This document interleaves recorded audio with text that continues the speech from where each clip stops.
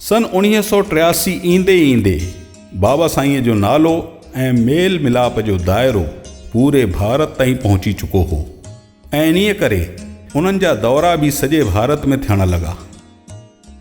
स्वामी दयानंद सरस्वतीअ जे शताब्दी महोत्सव में उन्हनि जी तस्वीरनि जी प्रदर्शनी ॾिसंदे बाबा साईं जे मन में भाव पैदा थियो त छो न अमर शहीद संत कंवरराम साहिबनि जी बि जनम शताब्दीअ खे 1985-86 में पूरी धूम धाम सां मल्हायो वञे। इन वाक़ये जो जिक्र बाबा साईं हमेशह पंहिंजे सत्संग में कंदा रहंदा आहिनि। मां अजमेर में ऋषि दयानंद जी निर्वाण शताबंदी ॾिठी। उते हिकिड़ी तस्वीर हुई, ऋषि दयानंद जन राजा खे वो दर खड़काइनि था, राजा जो कंध हेठा विश्वा वञे थी या सीन उन्हीं में ॾिठमि। चयोसि एक शेर कुत्ते के साथ शोभा नहीं देता। इहो अखर ॾुखियो लॻो उन वेश्वा खे। हुन पंहिंजो कार्य कयो।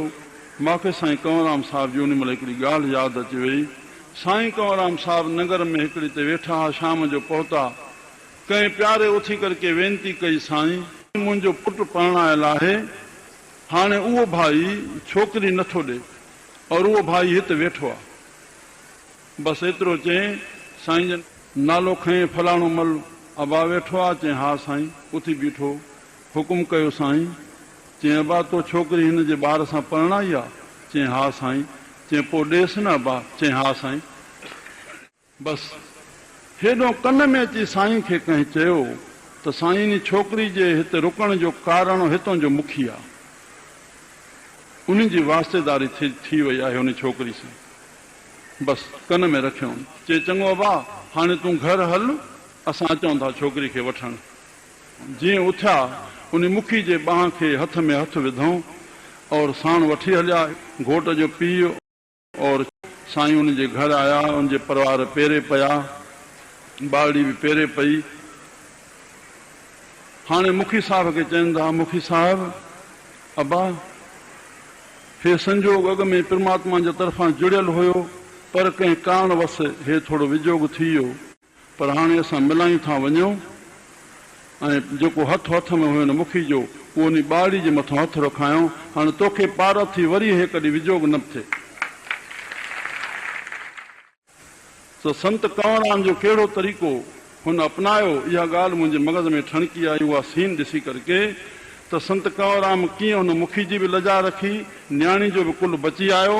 केॾी हिकु ॻाल्हि घटना थोरी में रूप छा रखियलु हुयो, जंहिं मूंखे प्रेरित कयो त संत कंवरराम जी अहिड़ी शताबंदी जेका मां ॾिठियूं थो वञा मां मल्हाईंदुमि।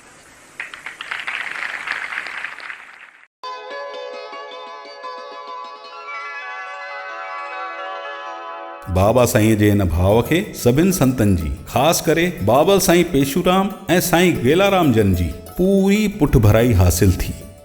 बाबा साईं ऐलान करे छॾियो त हिन शताब्दी महोत्सव जो आख़िरी कार्यक्रम शिव शांति आश्रम लखनऊ में पूरी धूमधाम सां मल्हायो वेंदो। इन्हीअ भाव जे करे संत कंवरराम मिशन जो ॿिज पोखियो वियो। भारत जे अलॻि अलॻि शहरनि में संत कंवरराम जे नाले ते सवें सेवा मंडल ठहियल हुया, जेके पंहिंजी पंहिंजी ताक़त जे हिसाब सां समाज सेवा करे रहिया हुया।